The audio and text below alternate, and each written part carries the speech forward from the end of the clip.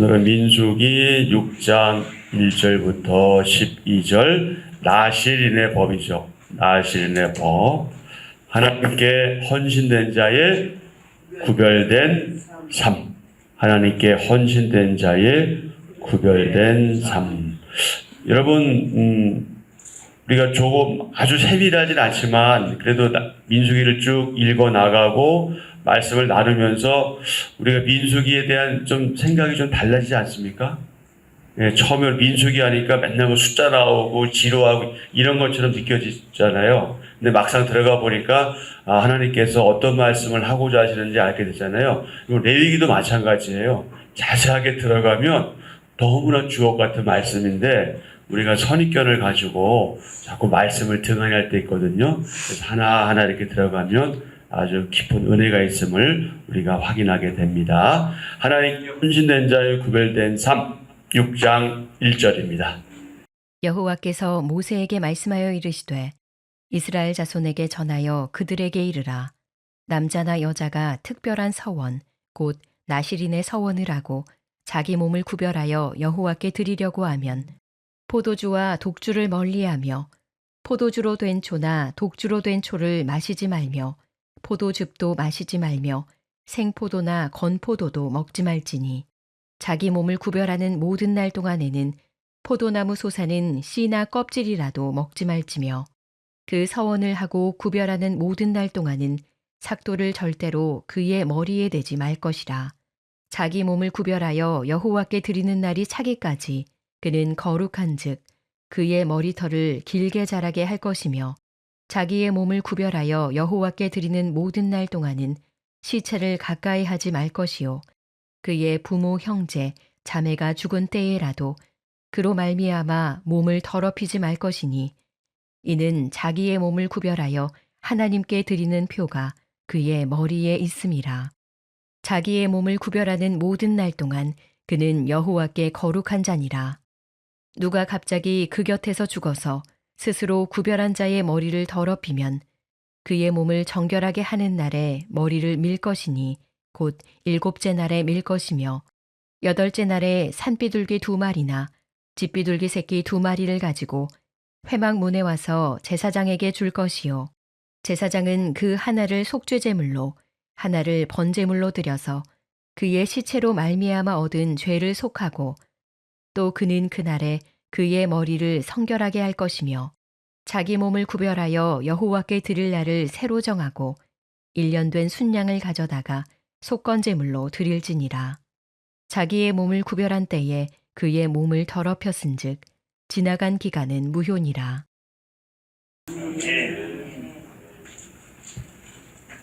하나님께 헌신된 자의 구별된 삶. 오늘의 말씀 요약입니다.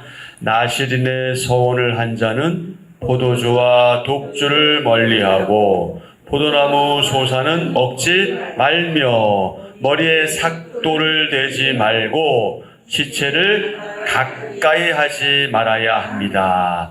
그 기간에 자기 몸을 더럽히게 되면 제사장을 통해 속죄제와 번제를 드리고 지난 기간은 무효가 되니 날을 새로 정해 속건제를 드려야 합니다.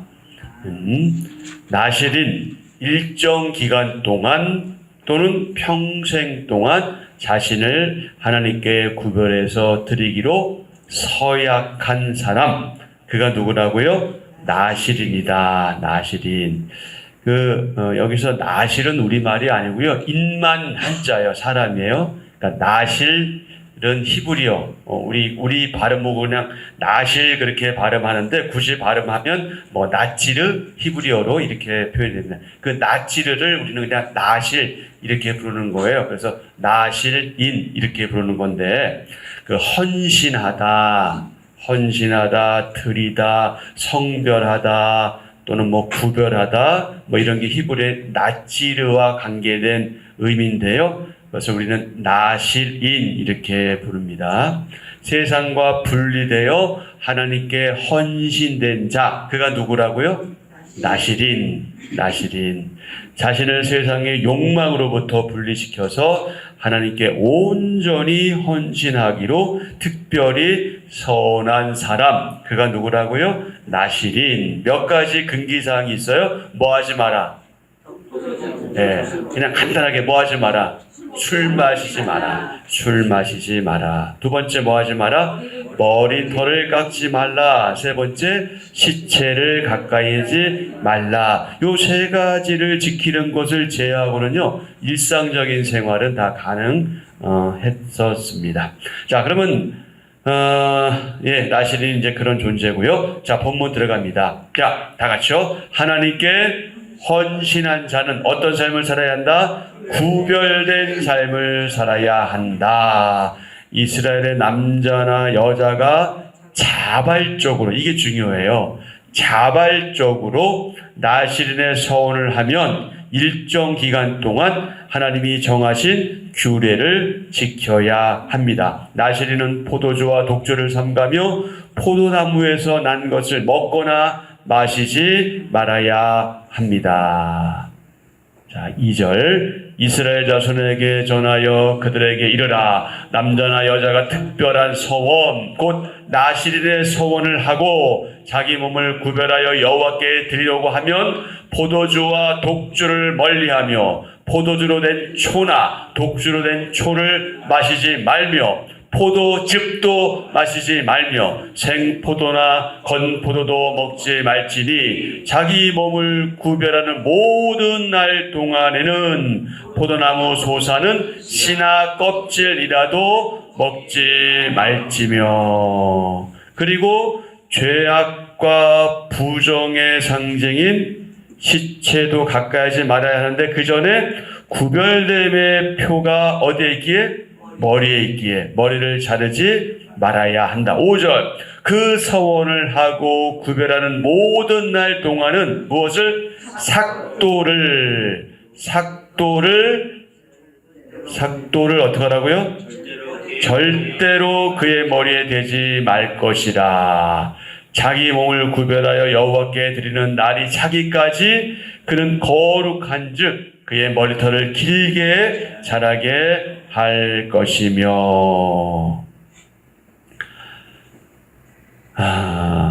그리고 죄악과 부정의 상징인 시체를 가까이 하지 말아야 한다. 6절. 자기의 몸을 구별하여 여호와께 드리는 모든 날 동안은 시체를 가까이 하지 말 것이요 그의 부모, 형제, 자매가 죽은 때라도 그로 말미암아 몸을 더럽히지 말 것이니 이는 자기의 몸을 구별하여 하나님께 드리는 표가 그의 머리에 있습니다. 아멘. 자, 여기서 특별히 왜 나실이는 포도나무에서 난 이 모든 것들을 먹어서는 안 될까요? 여기서 포도주, 술 자체가 그러하기도 하지만 이것이 주는 의미가 있습니다.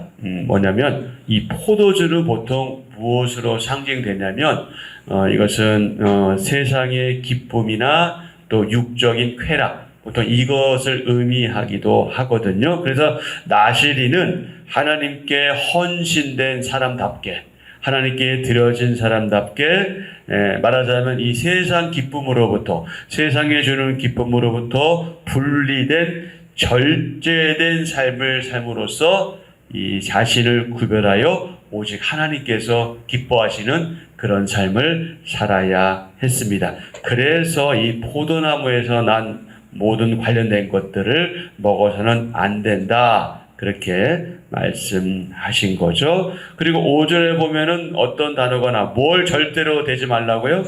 삭도가 뭐예요? 삭도. 잘하시네요. 그러니까 아마도 우리가 지금 하고 있는 면도하는 거나 이발소에 쓰는 면도나 이런 거랑 좀 다를 것 같아요. 그 당시에는 그렇게 발전되지 않았으니까. 어쨌든 머리를 밀거나 수염을 자를 때 쓰는 작은 칼을 이제 삭도라 그렇게 부릅니다. 자, 하나님께 자신을 구별해 드리기로 한 모든 날 동안 그는 하나님 앞에서 어떻게 해야 된다? 철저히 거룩해야 되는데 철저히 철저하게 거룩해야 한다. 8절 자기의 몸을 구별하는 모든 날 동안 그는 여호와께 거룩한 자니라. 아멘. 예수님의 시작. 예수님의 보혈로 구원받은 성도는 영적 나실인이라 할 수 있습니다.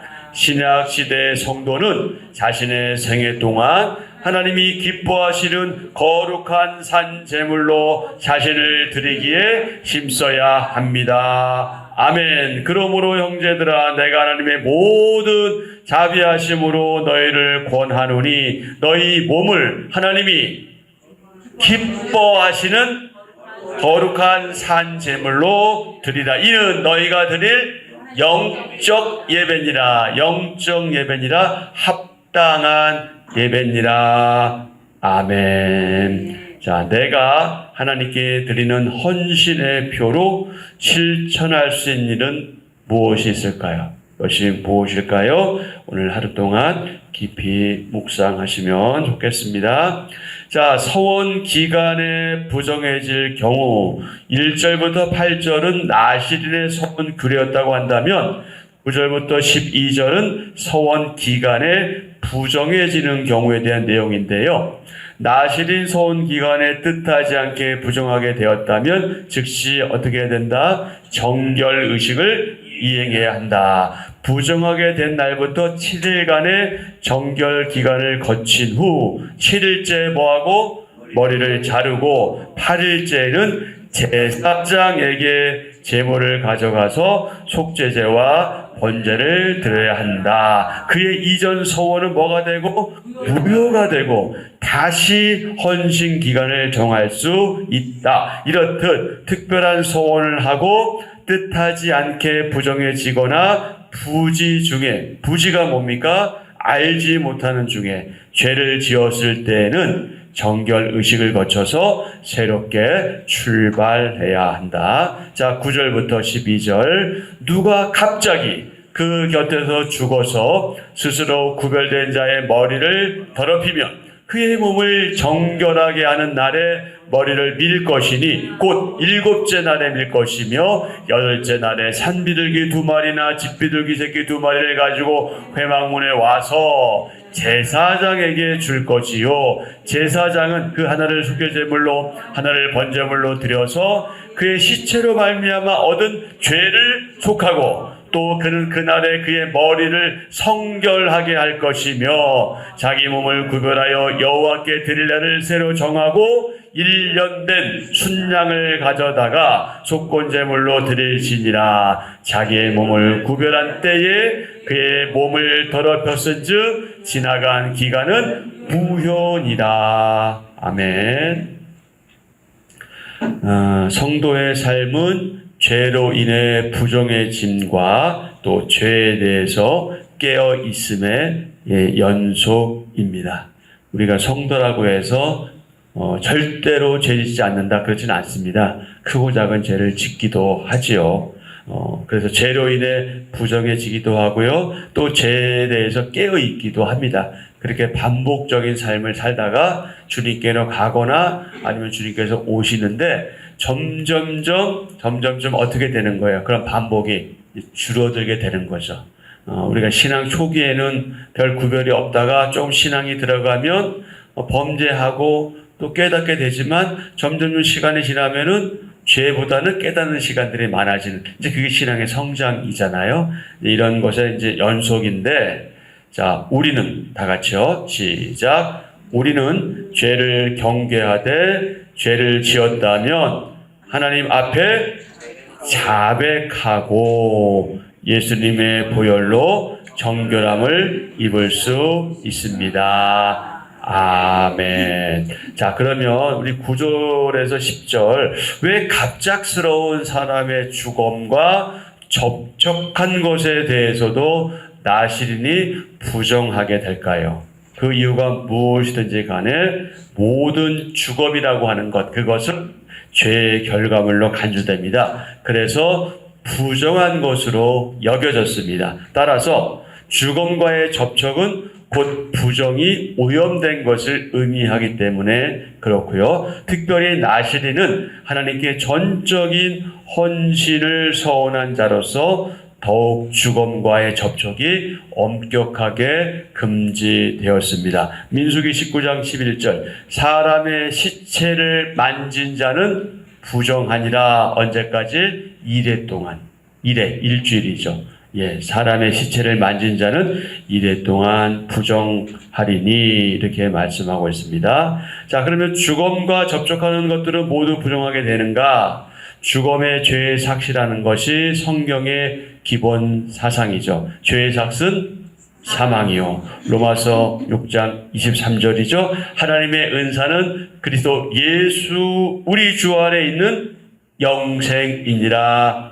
아멘. 사망과 영생이 대비되죠. 죽음은 결국 무엇으로부터 온 거죠? 무엇 때문에 온 것이에요?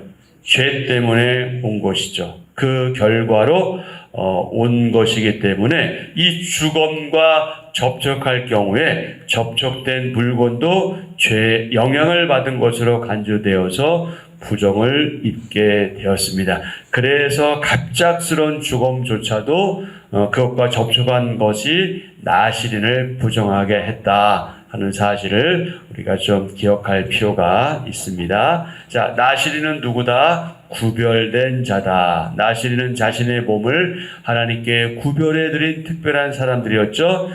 삼손이라든지 사무엘 이런 사람들, 평생을 나시린으로 드려진 사람도 있고요. 또 시간을 정해두고 일시적으로 한시적으로 나시린이 되고자 한 사람도 있었습니다. 오늘 본문은 그렇게 한시적으로 나시린으로 살고자 했던 사람에게 주시는 말씀이고요. 이 나시린에 대한 규정을 자세하게 살펴보면요, 거룩하신 하나님과 또 죄인, 우리 사이의 간격이 얼마나 깊고 얼마나 넓은지 하는 사실을 느끼게 됩니다. 우리 하나님의 사람들은요, 예수님의 피로 씻김 받고 구별된 나시린과 같다. 거룩하게 구별된 자들답게 우린 스스로를 더욱더 어떻게 해야 되느냐? 깨끗하게 해야 한다. 그리고 하나님 아버지와 그 깊고 친밀한 교제를 나누면서 날마다 어떻게 해야 된다? 날마다 하나님과 동행해야 한다. 주 예수와 동행하니 그 어디나 하늘나라. 동행. 여러분, 하나님과 동행하면 누가 생각나세요? 에녹이 하나님과 뭐 했다고 그랬어요? 동행했다고 그랬잖아요. 그때 동행은 함께 걸었다 그런 거예요. 하나님과 함께 걸었다는 거예요. 근데 걸었다는 게 진짜 걸었다는 건 아니잖아요. 그만큼 하나님과 친밀한 교제 속에 있었고요. 하나님께서 함께 하시고 하나님과 같이 걸을 정도로 그렇게 하나님과 친밀한 교제를 나누었음을 우리가 확인하게 됩니다. 나시린은 구별된 사람이기 때문에 구별된 삶이 필요하죠. 그렇게 다른 사람들과는 다르게 살아야 했습니다. 일반 사람과는 다른 일과 똑같은 방식으로 사는 사람은 말하자면 그것은 결코 구별된 사람이 아니겠죠. 구별이라는 표현을 하지 않아요.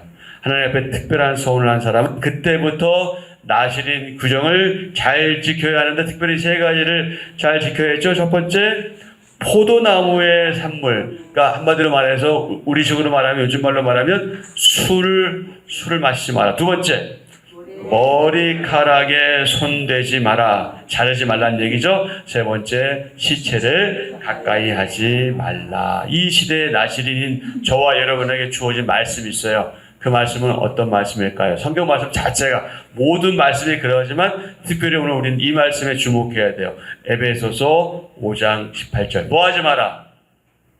술 취하지 마라. 술 취하지 마라. 이는 방탕한 것이 오직 성령님의 충만함을 받으라.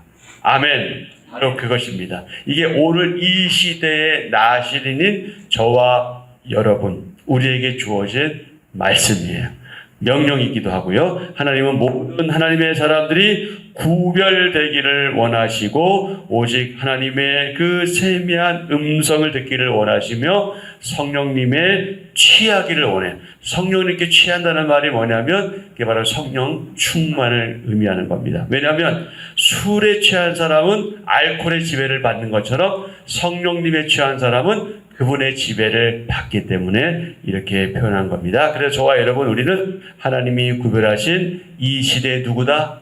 나실이다. 항상 그 정체성 그것을 기억하면서 그렇게 살아가야 하겠습니다. 자, 한절 묵상 옆에 보면은 빌헐이라는 분이 이런 얘기를 했어요. 참 이름이 재밌죠? 빌헐. 예, 빌헐. 최고의 소원은 주님을 신뢰하고 자기 삶을 주님께 온전히 맡기는 것이다. 아멘. 최고의 소원은 주님을 신뢰하고 자기 삶을 주님께 온전히 맡기는 것이다. 당연히 우리가 오늘 나신이기 때문에 이 빌허이라는 분이 한 말씀을 알고 말은 꼭 기억하면서 늘 하나님께 온전히 맡기는 생활을 해야 되겠죠. 자, 한 절 묵상입니다.